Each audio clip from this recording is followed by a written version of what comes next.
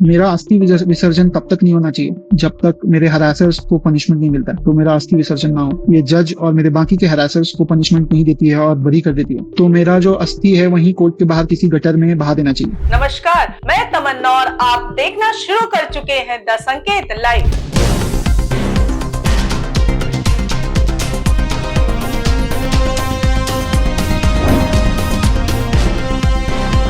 पिछले 2 दिनों से इंटरनेट पर अतुल सुभाष का नाम ट्रेंड कर रहा है। समाज के संवेदनशील विषयों को लेकर संजीदा लोग इस बात पर सवाल उठा रहे हैं कि महिलाओं के अधिकारों की जोर शोर से वकालत करने वाले तमाम बुद्धिजीवी अतुल सुभाष की आत्महत्या के मुद्दे को क्यों नहीं उठा रहे हैं। अतुल सुभाष बेंगलुरु में इंजीनियर थे और उन्होंने आत्महत्या कर ली थी। आत्महत्या करने से पहले उन्होंने 1 घंटे 20 मिनट का एक वीडियो बनाया और 24 पेज का सुसाइड नोट भी छोड़ा। वीडियो और सुसाइड नोट में अतुल सुभाष ने बताया है कि उनकी मौत के लिए जिम्मेदार कौन लोग हैं और किस वजह से उन्हें इतनी कम उम्र में आत्महत्या जैसा खतरनाक कदम उठाना पड़ रहा है। मुझे खुद को ही खत्म कर लेना बेस्ट है मेरे लिए, क्योंकि जो मैं पैसे कमा रहा हूँ उसी से मैं अपने दुश्मन को बलवान बना रहा हूँ। वही पैसे मुझे ही बर्बाद करने के लिए यूज हो रहे हैं और ये साइकिल बढ़ता ही रहेगा, है ना। मेरे ही टैक्सेस के पैसे से ये कोर्ट, ये पुलिस सिस्टम मुझे और मेरी फैमिली को और बाकी लोगों को भी हैरास करेगा जो अच्छे लोग हैं। इंटरनेट पर लोग कह रहे हैं कि क्या इस देश में पुरुष अधिकारों या पुरुषों के हक की बात करने वाला कोई नहीं है? क्या मानव अधिकारों की बात पुरुषों के लिए नहीं होनी चाहिए? साथ ही यह भी कहा जा रहा है कि किस तरह महिलाओं की सुरक्षा के लिए बने कानून पुरुषों के लिए मुसीबत बन गए हैं। मार्च के महीना में वो गया था। मार्च के महीना के बाद जब आया ना तो कहा कि पापा वहाँ का जो मीडिएशन का जो जज है, चाहे जो भी लोग है, वकील है, चाहे जज है, जो भी है, वो वहाँ की कानून व्यवस्था जो लॉ है अपने भारत का, उस लॉ से नहीं चलता है। उनको कुछ नहीं, उनको तो 40 बार बेंगलोर, कम से कम 40 बार गया होगा बेंगलोर से जौनपुर। इतनी धारा उस पर एक खत्म हो जाता था केस तो दूसरा लगा देती थी।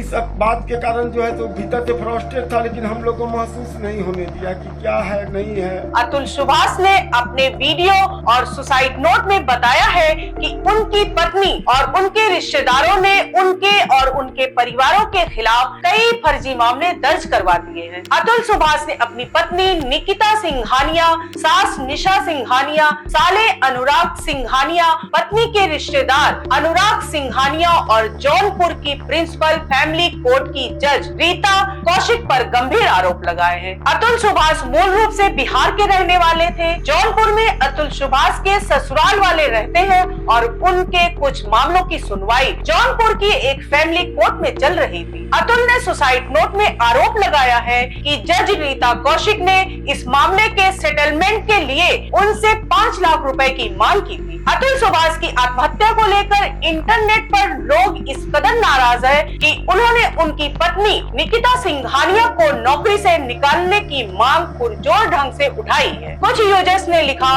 कि निकिता सिंघानिया को तुरंत बर्खास्त कर दिया जाना चाहिए। कुछ यूजर्स ने पूछा है कि क्या आप हत्यारों को नौकरी देते हैं? इसके बाद इस कंपनी ने एक्स पर अपना अकाउंट प्राइवेट कर लिया है। अतुल सुभाष अपनी पत्नी के साथ चल रहे विवाद की वजह से इस कदर मानसिक तनाव में थे कि वह पिछले कई महीनों से अपनी आत्महत्या को लेकर प्लानिंग कर रहे थे। अतुल सुभाष ने अपनी मौत से पहले किए जाने वाले हर काम की एक चेकलिस्ट बनाई थी और हर काम के पूरा होने के बाद वह उसके आगे काम पूरा होने का निशान लगा देते थे। ऐसा एक चेकलिस्ट का प्रिंट आउट बेंगलुरु में उनके घर की दीवार पर भी लगा हुआ था। इसके बगल में एक और कागज चिपका था जिस पर लिखा था इंसाफ मिलना चाहिए। मेरा अस्थि विसर्जन तब तक नहीं होना चाहिए जब तक मेरे हरासर्स को पनिशमेंट नहीं मिलता। तो मेरा अस्थि विसर्जन ना हो। अगर इतने सारी चीजें, एविडेंस और सब कुछ होने के बाद भी अगर कोर्ट, ये जज और मेरे बाकी के हरासर्स को पनिशमेंट नहीं देती है और बरी कर देती है, तो मेरा जो अस्थि है वहीं कोर्ट के बाहर किसी गटर में बहा देना चाहिए, ताकि मैं ये जान जाऊं हमेशा हमेशा के लिए, मैं ये अपना लेसन सीखता रहूं कि इस देश में क्या वैल्यू है एक लाइफ की। आज के लिए बस इतना ही। धन्यवाद।